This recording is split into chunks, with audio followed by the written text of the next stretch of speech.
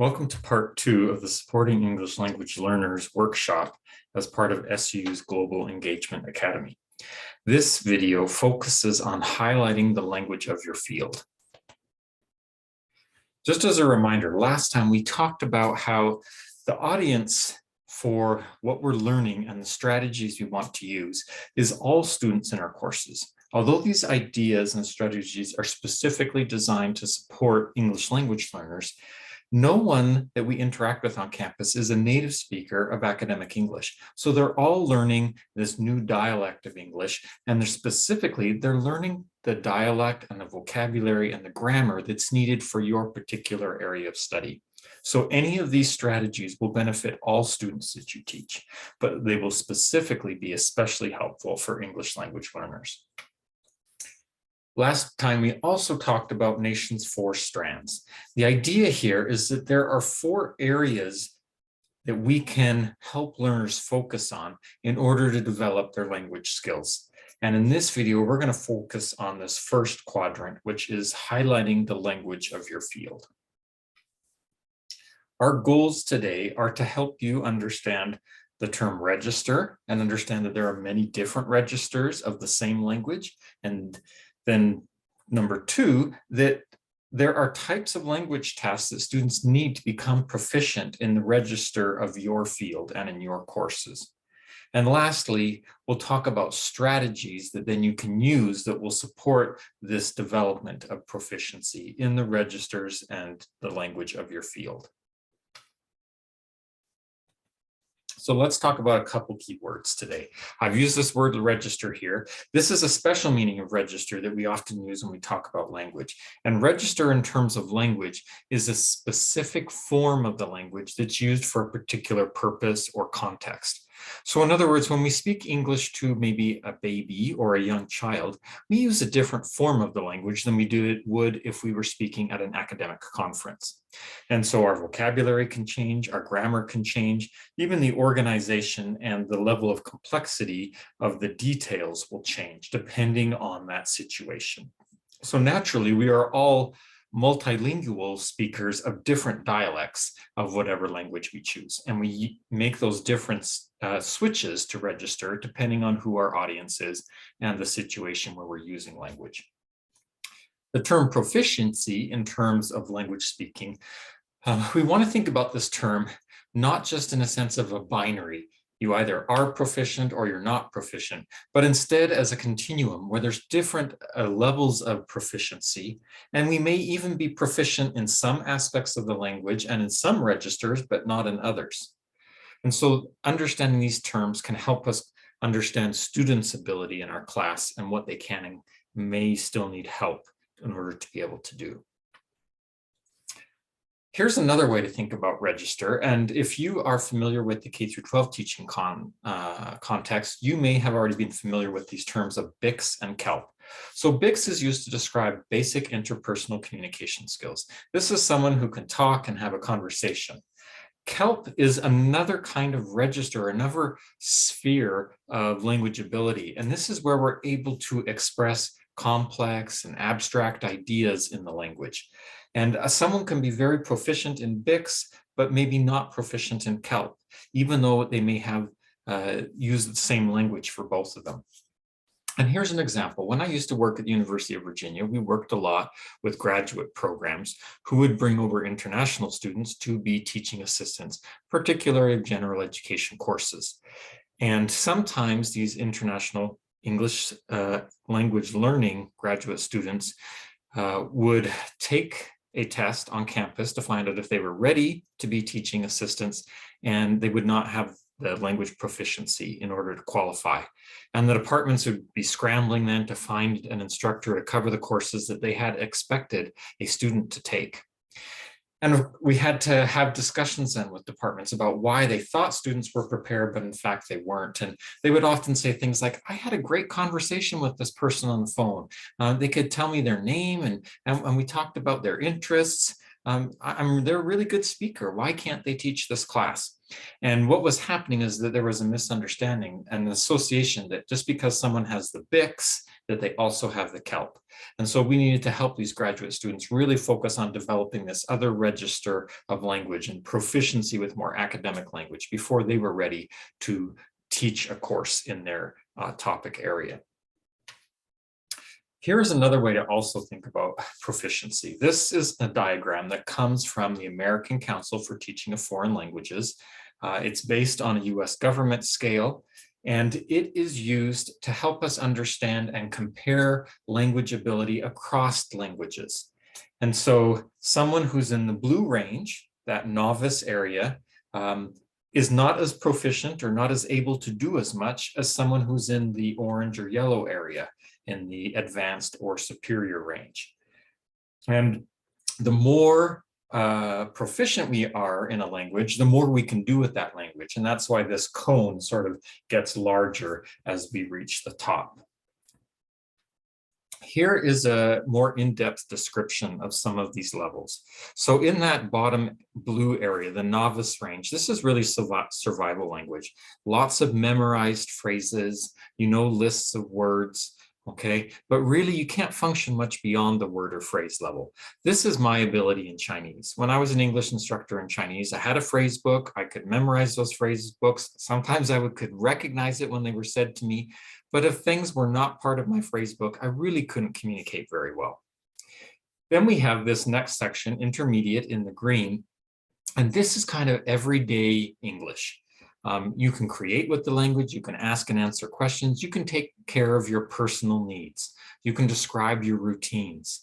You're functioning here at primarily the oral sentence level. Of course, you can say more than one sentence, but you don't have a lot of connections between sentences. This is kind of my ability in Spanish. I can take care of myself when I'm in a Spanish-speaking country. I can do everything I need to do and express myself, but it's pretty limited to myself, and I can't really talk about other topics. So then we have this orange area called the advanced range. And this is where we can narrate, we can tell stories, we can talk about the future, we can talk about topics beyond ourselves, we can talk about things of community importance and interest, we can solve problems, deal with unexpected situations. This is where we're really starting to see oral paragraphs where I can connect ideas together into sort of a cohesive, longer portion of language. This is kind of the level that we want learners to be at when they study at a university. If they have advanced proficiency skills, then they can handle most classroom interactions, and they're ready to start learning the more abstract things that are coming from our textbooks and lectures. And really, that's the kind of language that's in the yellow range, the superior range. This is where we can deal with a variety of different registers, many different topics. We can hypothesize, we can form articulated opinions about things. And we're dealing with a discourse level where we can connect multiple paragraphs together to show arguments. Many native English speakers don't have to deal with the superior level. Unless you've studied at the university level, our daily lives rarely go into the superior level of language. But what we hope is that most of our university graduates are developing those superior level skills. But what we want is to make sure that they're starting university with a pretty good hold on that advanced range. So how do we do this? How do we help someone who's maybe in that intermediate range and needs to get into the advanced range so that they're really prepared for their university courses? Well, let's look at a theory that is used in language acquisition called the noticing hypothesis. And the noticing hypothesis says that in order for learners to develop their language, they have to focus their attention on the language. They need to learn what's happening with the language so they can process it, become conscious of it, and then eventually incorporate it into their own language use. Now, some students are really good at doing this. These are students who naturally enjoy language. They think about language as an object. They can manipulate it. They compare languages. These are the kind of students who usually go on to study linguistics because they have this natural interest and aptitude for languages.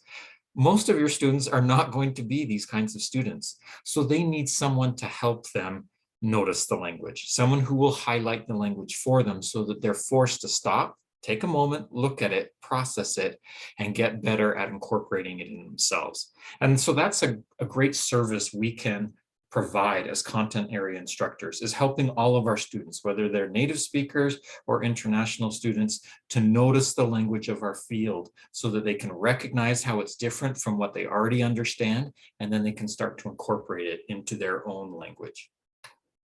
So here's some strategies that you can use to help learners notice the language of your field.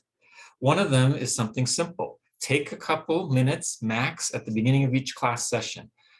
Ahead of time, you've highlighted from the textbook or the lecture materials, maybe 3 to 5 words that you think are keywords and really important to understanding the material that week. You could write those words on the board or place them on a slide, and then go over quickly the pronunciation, highlight maybe some unusual aspects of the spelling. You could talk about the meaning of the word, particularly if that word has a different meaning in your field than it does in general English. And then if you want, you could talk about collocations. Collocations are the kinds of words that co-occur with the word in sentences. So what kinds of nouns are used with that verb, or what kinds of prepositions do you generally see? Understanding collocations helps students use a word more accurately and more effectively, like a member of your field. So again, this is something that should only take a few minutes at the beginning of a class session, or if you do an online lecture, at the beginning of an online lecture. Another strategy you can use is to highlight different structures in a text that you're using. So maybe you're having students read something, or they're looking at an example piece of writing that they're going to have to produce. If you could just highlight part of a sentence to help them see this is an unusual way that language is used in your field that may be different from the way it's used in general English. And just 1 minute max, talk about that. Help them see that grammatical structure or that unusual use of vocabulary, and it will help them stop and notice and think about it so that they will get better at noticing it in the future and then hopefully acquiring it into their own language proficiency.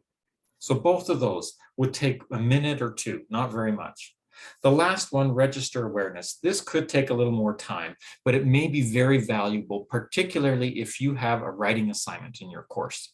This is something that I have learned that I needed to do when I've asked students to write things and they didn't produce the right kind of writing that I was expecting. There was a course where I had students learn about a scientific process, and then I wanted them to write a summary of that scientific process. And what I was receiving instead were things that were written like a recipe or instructions. Do this, do that, do this. Or I was receiving things that were like a story. They were narrative. The farmer did this, then the farmer did that. And really what I wanted was a scientific summary. And so I had to think about what it was that students were doing wrong, what I needed them to do. And I realized that they were using either the command form to give instructions, or they were using a narrative form, the past tense, to tell a story. And what I needed them to do was use the present form. A farmer picks the fruit, a farmer packages it. And that's the kind of language I wanted for this particular task. And so by bringing in some examples to class and showing them the differences between writing instructions versus telling a story versus describing a scientific process, it helped them recognize what they were doing wrong and how they needed to switch to fit the right grammatical forms for the right particular task that I wanted them to do. And that did take about 15 minutes to do that in my class, but I felt it was worthwhile because then it prevented students in future semesters from making those kind of mistakes with that particular type of assignment. So I hope that you can be thinking about either some of these strategies or other strategies you have used to draw your students' attention to the language that you use in your field. And you can use the discussion forum to share some of your ideas, share your experiences, or ask questions about how you could highlight the language of your field.